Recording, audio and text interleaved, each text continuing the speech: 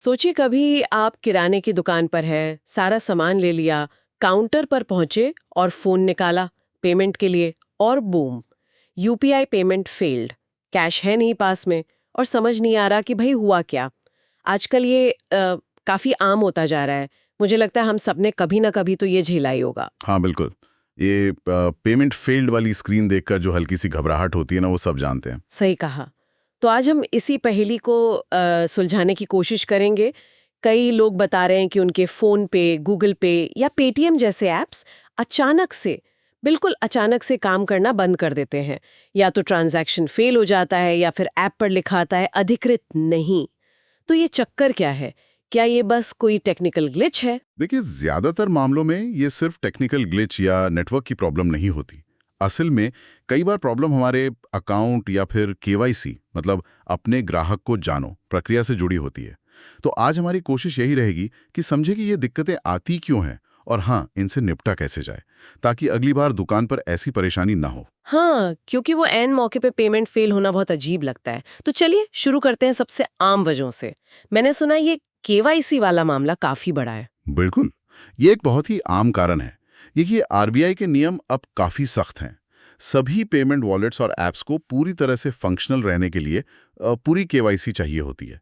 कई बार हम जल्दी में मिनी केवाईसी या बेसिक केवाईसी कर लेते हैं, लेकिन जो फुल प्रोसेस है वो पूरा नहीं करते, या फिर डिटेल्स पुरानी हो जाती हैं।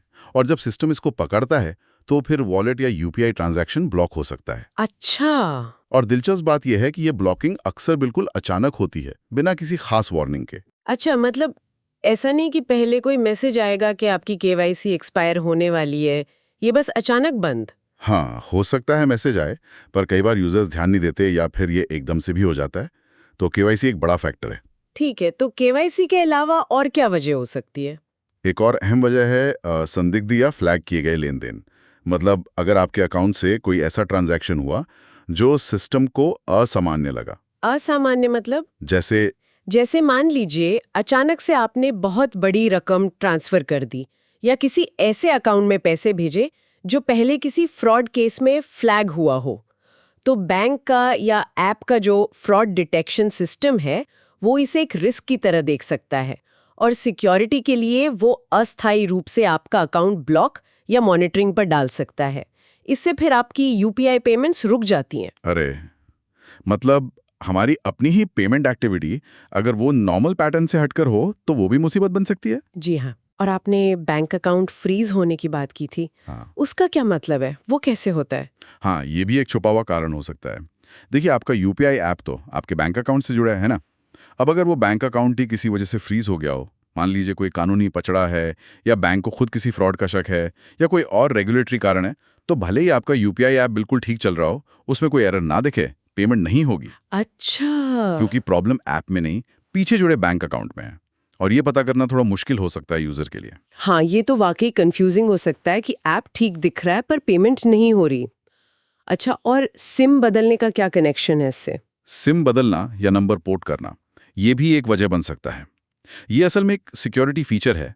जब आप सिम बदलते हैं तो ऐप्स इसे एक पोटेंशियल सिक्योरिटी रिस्क की तरह देखते हैं। कि कहीं कोई और तो अकाउंट एक्सेस नहीं कर रहा। बिल्कुल, कि शायद कोई आपका अकाउंट हाईजैक करने की कोशिश कर रहा है, तो वो आपसे दोबारा वेरिफिकेशन मांगते हैं। हम्म। और जब तक आप वो वेरिफिकेशन पूरा नहीं करते, हो सकता है यूपीआई काम करना बंद कर दे। ये तो सेफ्टी के लिए है, पर यूजर के लिए तो परेशानी हो जाती है। हाँ, थोड़ी देर के लिए। इसी तरह अगर आपने ऐप को अपडेट नहीं किया है, वो बहुत पुराना वर्जन है, या फिर आपने उसको ज़रूरी परमिशन जैसे एसएमएस पढ़ने की नहीं दी हैं, तो भी दिक्कत आ सकती है। हम्म। और एक छोटी सी बात और, अगर आपने वो बैंक अकाउंट या डेबिट कार्ड ही बंद करवा दिया जो आपके यूपीआई या वॉलेट से लिंक्ड था, तो जाहिर है पेमेंट फेल होगी। ऐप को चलने के लिए एक एक्टिव लिंक चाहिए। बाप रे। मतलब वजह तो कई सारी हैं और ज्यादातर हमारी तरफ से ही हो सकती हैं, सिर्फ ऐप की गड़बड़ी नहीं। तो ठीक है, मान लीजिए किसी के साथ ऐसा हो रहा है, पेमेंट अटक रही है, तो उन्हें फौरन क्या करना चाहिए? समाधान क्या है इसके? देखिए, सबसे पहला और ज़रूरी कदम, अगर ऐप में कहीं भी केवाईसी अपडेट करने का प्रॉम्प्ट या नोटिफिकेशन आ रहा है, तो उसे इग्नोर मत कीजिए, फौरन पूरा कीजिए।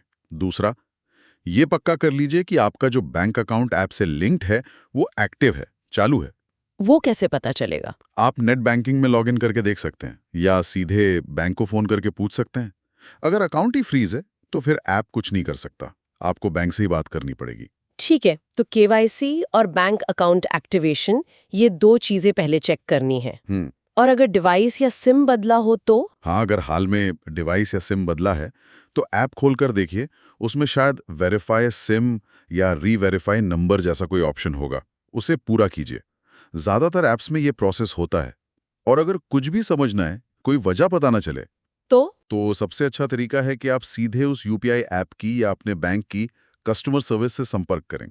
उन्हें आपकी ट्रांजैक्शन हिस्ट्री और अकाउंट डिटेल्स का एक्सेस होता है, तो वो शायद सटीक कारण बता पाएंगे कि पेमेंट क्यों रुक रही है। हाँ, कस्टमर केयर से बात करना शायद सबसे सीधा रास्ता है असली जड़ तक पहुंचने का।